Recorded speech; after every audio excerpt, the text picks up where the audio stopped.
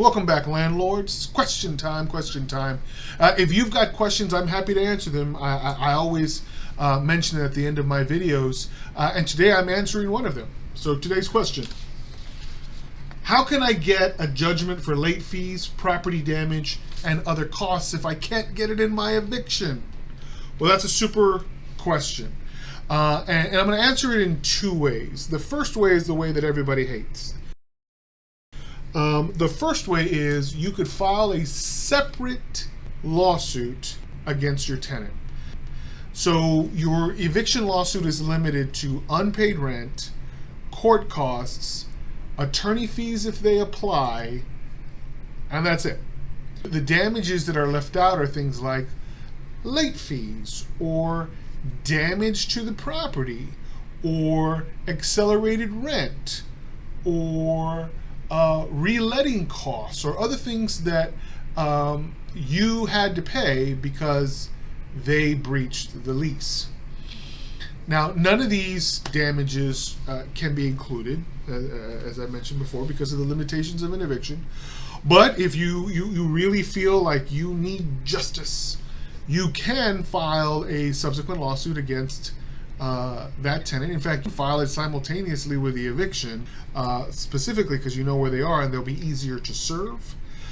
That is something that you can even do out of the same justice court. You're asking, well, how can I do this? I want to get this done.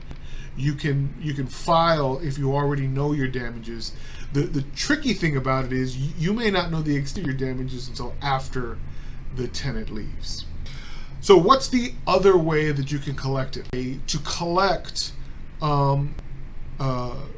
fees from your tenant is when they're handing you money. So yes, my eviction lawsuit is limited to unpaid rent, but your lease probably has a provision in there that says you can apply any payment first to outstanding fees, even to damage to the property potentially, if you can associate it to the negligence of the tenant. Unpaid deposits, I just don't understand why, landlords, let certain things go and go and go and go, and they don't, use the money that is coming, that continues to come in to cover old debts. They leave them as kind of holes in their ledger when you should be paying that stuff off.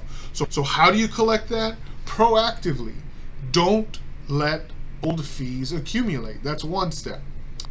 The second step is make sure that if you do have to evict because this person is consistently paying late, causing damage to the property that you have to go in there and repair, make sure that all that comes out of their subsequent payments. And if they have a rent balance due, give them notice and an opportunity to pay it if you want, or file the eviction. And so the quicker you get these tenants out, the likelier it is you're going to reduce these headaches, these damages for late fees, property damage, and other costs associated with dealing with a terrible tenant. There's actually a third mechanism that may be harder to employ, but it comes with requiring a bigger deposit. You may not be charging enough for your rental or to this particular renter. And so particular renters that you feel are higher risks should be paying a greater amount in deposit. And if you already at the pre-lease stage see red flags or hear sirens or blaring lights, I wouldn't lease to that particular person. But if you're a risk taker and you're thinking, well, they're here, you probably want to consider a larger deposit. My way is always preventive. If you can prevent an accumulation of fees, you don't have to go and chase them. But if you do have to chase them, then the way you do it is with a subsequent lawsuit. File a lawsuit, again, even simultaneously with your eviction, and try to recover as much as you can from this tenant with a lawsuit for the damages that they inevitably have caused by breaching that lease.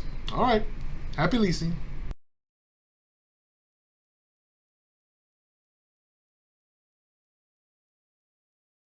So send me your questions. If you've got questions about landlord-tenant law and there's something you're a little shaky on or something you just need a little clarification, post something in our Facebook group. Shoot me an email at ernie.garcia@attorneyeg.com.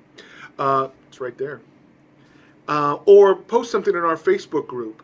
If you're not a member yet, join our Facebook group. We look forward to you. If you look on Facebook, we are Texas Landlords. Finally, if you want to call, that's our number. Feel free to call us, and we'll be happy to help in any way that we can. And so keep your questions coming. I'm happy to answer as many questions as I can.